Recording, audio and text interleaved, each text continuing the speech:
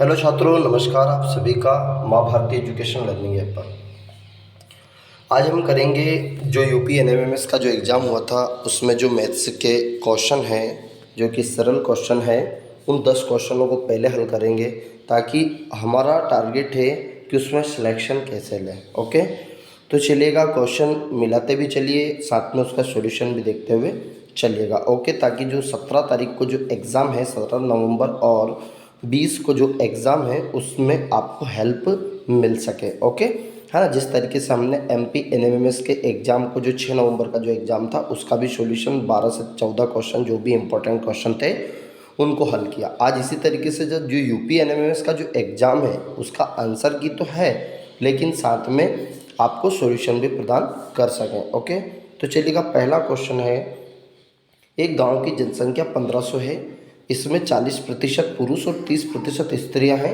और शेष बच्चे हैं।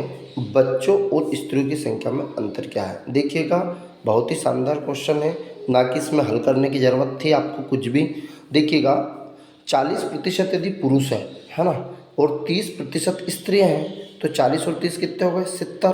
टोटल प्रतिशत जो होता है वो 100% होता है। कितना होता है? 100% होता है। तो बचा कितना भैया? 30%। 30% कौन है? ये बच्चे आएंगे। समझ में आया? अब क्या हुआ कि यहाँ बच्चे का भी 30% है, बच्चे का भी 30% और स्त्रियों का भी 30% है। ओके, है ना। तो पूछ रहा है कि बच्चे और स्त्रियों के बीच का अंतर क्या है? तो भैया 30% में से 30% घटाएंगे तो आंसर कितना आएगा? 0। तो इसका राइट आंसर क्या हो गया? 0। इस 1500 का तो कोई काम ही नहीं बचा। हाँ, यदि बोल देता है बच्चों की संख्या क्या है तो हम निकाल देते 1500 का 30%, है ना। ये हो गया आपका 00 से 00, 15 तिया 45, तो 450 इसका राइट आंसर आ जाता है। तो इसका राइट आंसर है क्या? वो है 0। क्या है भैया? 0। क्वेश्चन समझ में आया होगा। पहला क्वेश्चन कंप्लीट हुआ। तो 10 क्वेश्चन देखेंगे जो एकदम बहुत ही सरल था। किन्हीं दो संख्याओं का योग 110 है, दोनों में से बड़ी संख्या को छोटी संख्या से भाग देने पर क्रमशः भागफल और शेषफल 4 एवं 5 आता है। 4 एवं 5 आता है। अब देखिएगा ध्यानपूर्वक कि इसमें आपको ऑप्शन से हल करना है। कभी भी ऐसे क्वेश्चन आए तो इनको ऑप्शन से करो। तो अब ये 21 तो छोटी संख्या है, ये तो इतना मतलब उनने पूछा कि इनमें से बड़ी संख्या कौन सी है। भैया इनमें से कौन सी होगी? 98, 89। मान लीजिए आपने मन में सोचा कि 98 होगा। अभी ये आंसर नहीं लगाए, जो लगाए हैं ना ये गलत है, राइट जो लगाए हैं ना, ये तो जो इनका पेपर है भैया उन्होंने लगा रखा था। ओके, तो उसका जो PDF बनाया तो थोड़ा सा भद्दा भी आया है, उन्होंने ही पहुँचाया है ये। चलिए कोई बात नहीं, पर हमें तो क्वेश्चन से मतलब है, PDF से मतलब नहीं है। ओके,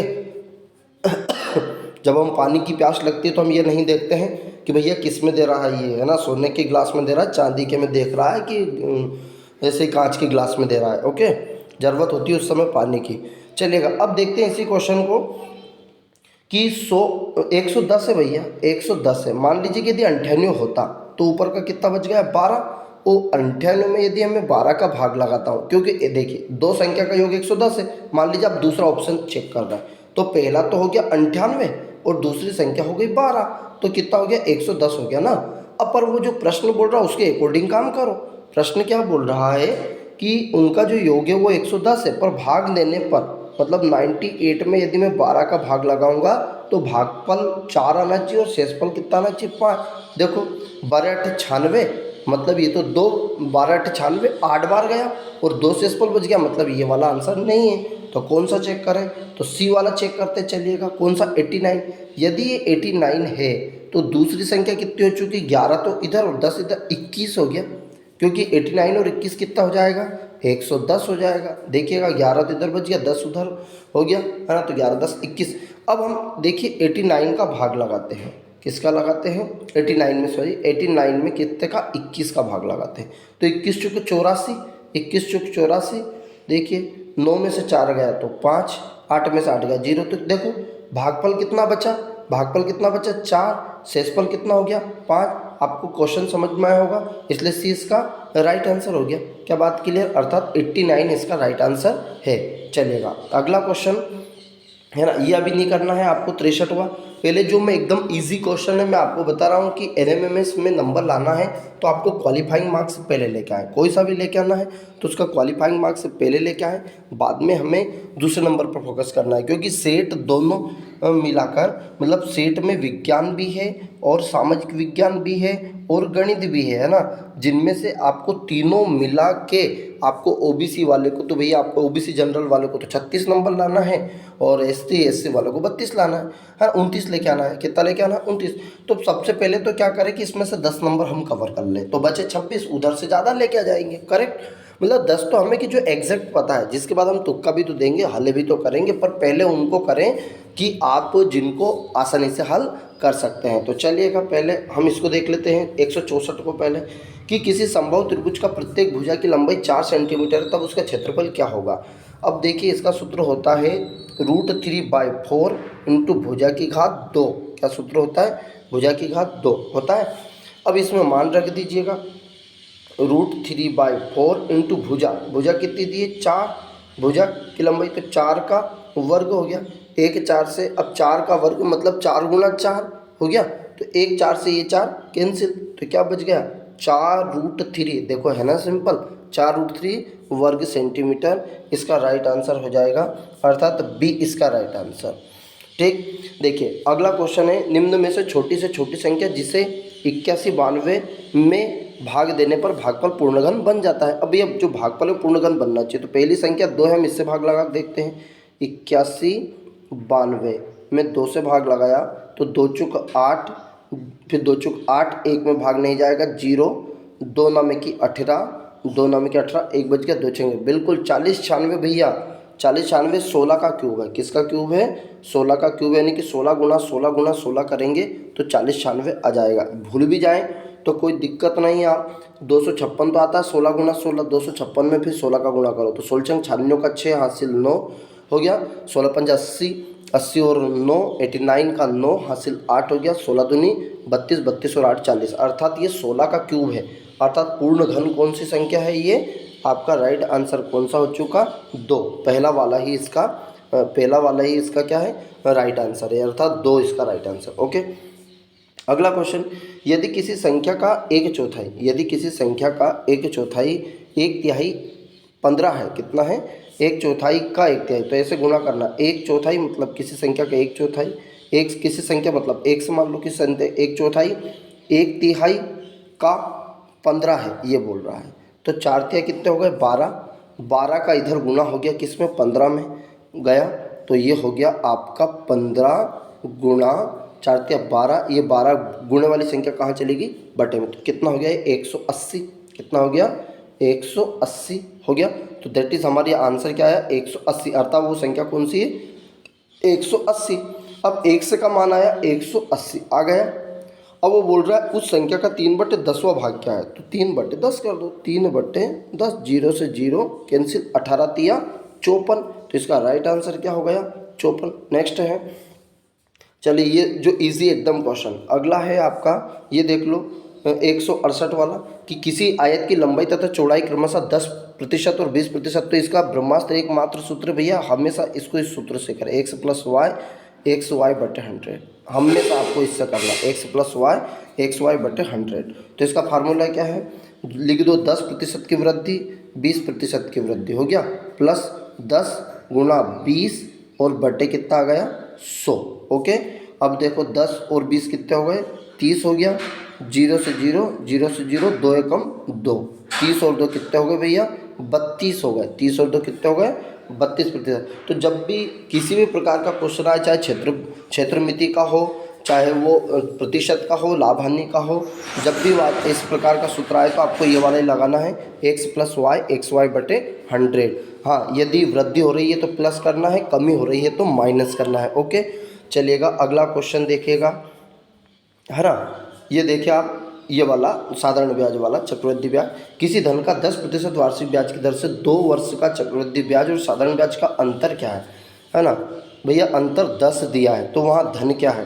तो वहाँ धन, जब भी इस प्रकार का क्वेश्चन आए तो सिंपली आपको करना कुछ भी नहीं है, अंतर वो खुद बोल रहा है, किसका अंतर? 10% बोल रहा है। देखिए किसी धन का 10% वार्षिक ब्याज की दर से 2 वर्ष का चक्रवृद्धि ब्याज और साधारण ब्याज का अंतर कितना है, 10 रुपया है। तो वह धन ज्ञात कीजिए। अब मान लीजिए आपने जब भी ऐसा क्वेश्चन आए तो इनको एक वीडियो बना रखा, 1000 मान लीजिए आपका पेमेंट है, 2 वर्ष के लिए आपने दिया, तो 2 फंक्शन ऐसे कर दीजिए। कितना प्रतिशत है, 10% है।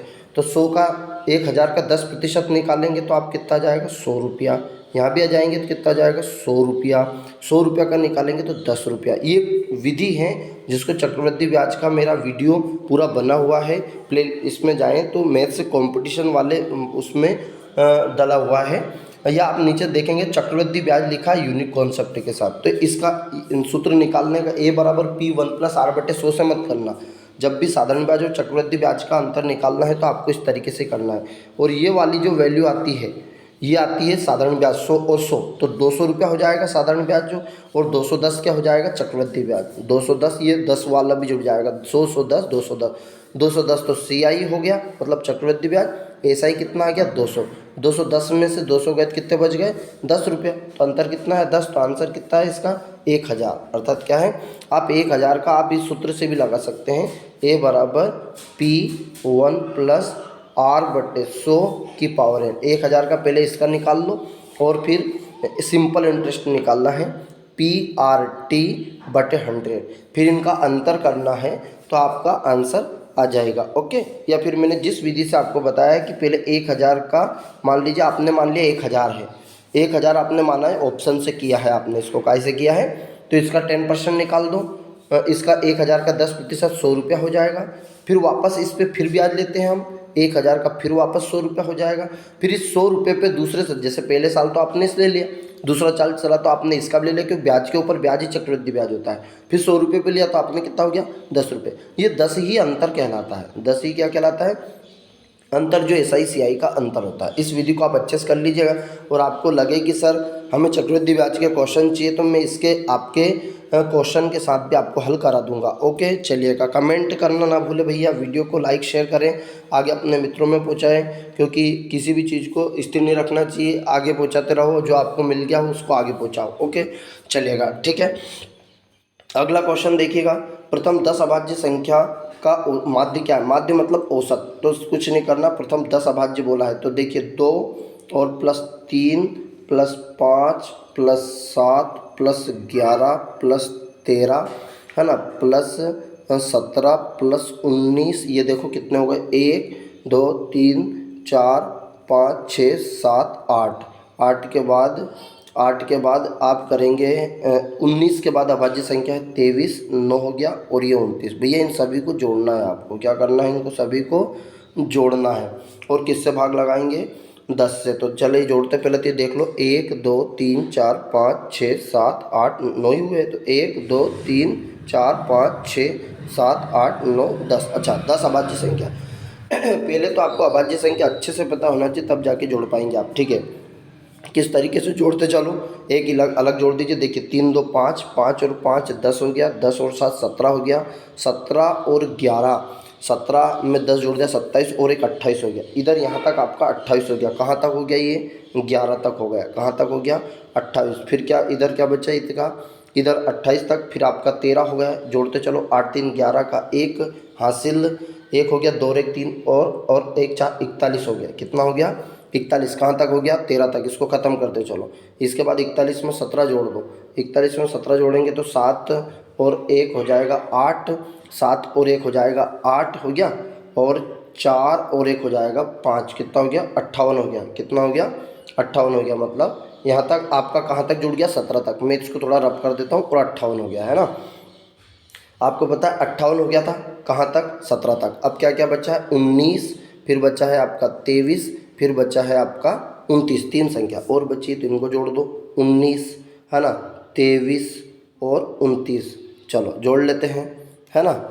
अब जोड़ेंगे भैया, तो 9 और 8 17, 17 9 और 8 17 3 20, 20 और 9 29 है ना। 29 का 9 हासिल कितना आ गया आपका, हासिल आ गया 2, 5 और 1 6, 6 2 8, 8 2 10, 10 2 12 हो गया, 10 2 12। अर्थात कितने हो गए, 129। कितने हो गए, मतलब टोटल का जो योग आया भैया वो 129 आया। अब 129 है, संख्या कितनी थी 10, 10 से भाग लगा दिया तो एक अंक के बाद दशमलव लगा दो तो आंसर कितना आ गया 12.9 है क्या राइट आंसर, क्या कि डी इसका राइट आंसर है। तो कोई परेशानी है क्या, बस अभाज्य संख्या पता होना चाहिए, है ना। नेक्स्ट है आपका क्वेश्चन अगला, चलो ये थोड़ा सा कैसे ही है ना भैया, आगे देखते हैं। हाँ, एक ये पासे वाला भी सरल है कि दो पासे को एक साथ उछालने पर अंकों का योग 7 होना चाहिए। अब आपको पता 6 अंक होते हैं, है ना, टोटल 6 अंक होते तो योग किससे, एक पासे पर तो 3 आ जाएगा, दूसरे पर 4 आ सकता है तो 4 3 7 और एक पे 3,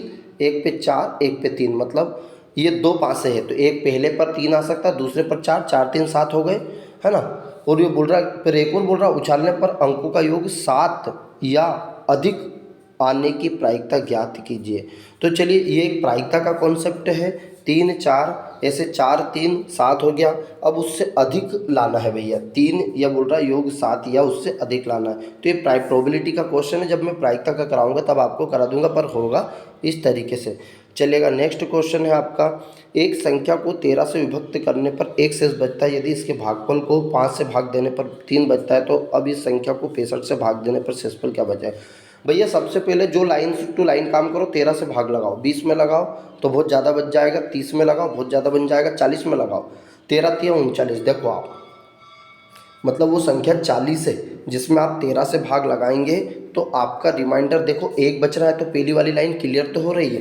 तो आप राइट आंसर कौन सा लगा देंगे भैया, राइट आंसर आप लगा देंगे 40, क्या लगा देंगे 40। बस ये पहले आप 10 क्वेश्चंस भैया जो इजी थे जो हमने किए हैं इनको नोट डाउन करो और इससे संबंधित क्वेश्चन को देखो कहाँ कहाँ आ रहे हैं, और मैं भी आपके लिए ऐसे क्वेश्चन बना लूँगा। ओके, जय हिंद, जय मां भारती। वीडियो यदि समझ में आया हो तो चैनल पर यदि नए हैं तो आप चैनल को सब्सक्राइब कर दीजिएगा और बेल आइकन को प्रेस कर दीजिएगा।